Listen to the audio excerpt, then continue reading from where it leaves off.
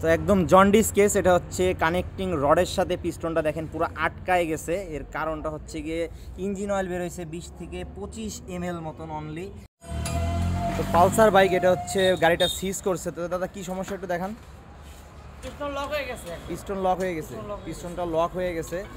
তো এর হচ্ছে আমরা এখন ইঞ্জিনটা খুলবো। তো প্রাথমিক ধারণাটা কি, ইঞ্জিন সিজ করছে নাকি? সিজ করছে পিস্টন প্রাথমিক ধারণা আমার মনে হয় যে এটা আপনার পিস্টন তো মোবাইল টান তো পিস্টনটা লক হয়ে গেছে। খুললে পরে বুঝতে পারবো। যাই হোক, আমরা এখন খুলবো এটা। তো বাইকটা হচ্ছে R15 এর ভিটুর কিট লাগানো আছে। তো আমরা এখন খুলে দেখবো যে কি অবস্থায় আছে, সাথে থাকবেন। ইঞ্জিন অয়েলটা আমরা ড্রেন দিচ্ছি। মেন হচ্ছে এটা হয়তো খেয়ালে রাখে না অনেকে ইঞ্জিন অয়েলটা। তো ইঞ্জিন অয়েলটা দেখি কতটুকু ইঞ্জিন অয়েল বের হয়।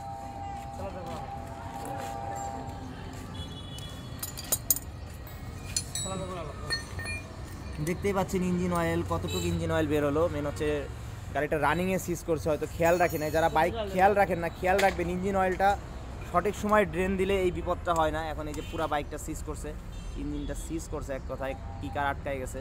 তো ইঞ্জিন অয়েলের পরিমাণটা দেখেন, মেবি হয়তো 20 থেকে 25 ml কি 30 ml ইঞ্জিন অয়েল হবে এই বাইকটার।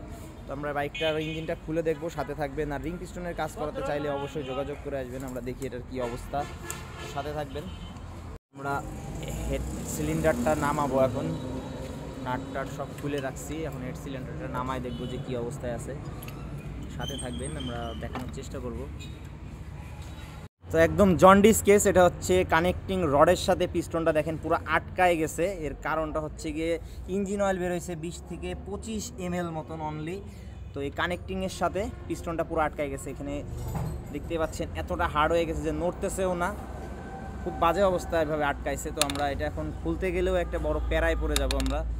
এটা খোলাটাও আমাদের জন্য অনেক হার্ড হয়ে যাবে। তো বাইকে যারা ইঞ্জিন অয়েল খেয়াল রাখেন না, একটু খেয়াল রাখবেন যে ইঞ্জিন অয়েলটা কমতেছে নাকি। দেখেন অনলি 30 ml মতন ইঞ্জিন অয়েল বের হয়েছে। তো এর কাজটা আমরা করব, আমাদের জন্য একটু হার্ডই হবে, কারণ এটা দেখতেই পাচ্ছেন পুরাপুরি আটকায় গেছে।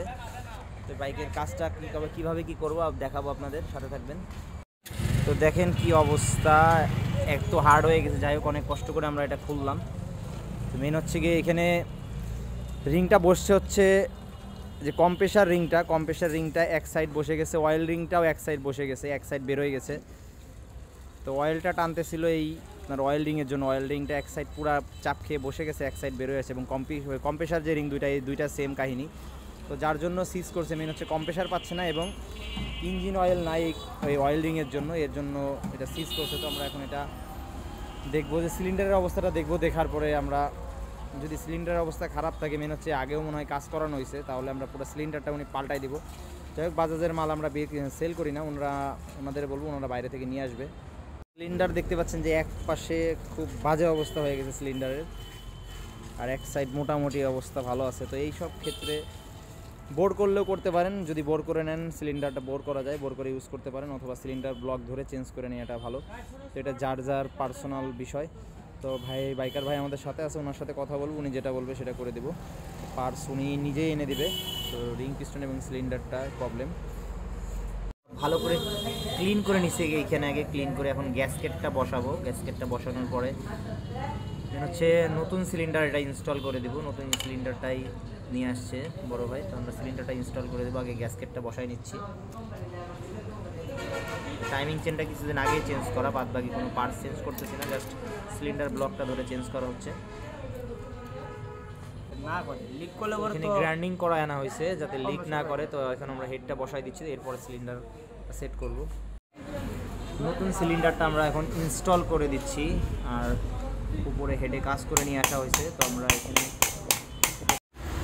আলহামদুলিল্লাহ রিং পিস্টনের কাজটা আমরা কমপ্লিট করছি। তো সাউন্ডটা একটু শোনায়। তো যাই হোক, বাইকটা আসছিল পুরাটা মানে ইঞ্জিন সিজ করে আসছিল, পুরো লক হয়ে গেছিলো। তো আমরা রিং পিস্টনের কাজটা কমপ্লিট করছি। তো এখন আমরা ডেলিভারি দিয়ে দিব। তো যারা ইঞ্জিনের কাজ করতে চান চলে আসতে পারেন RZ বাইক সার্ভিসে।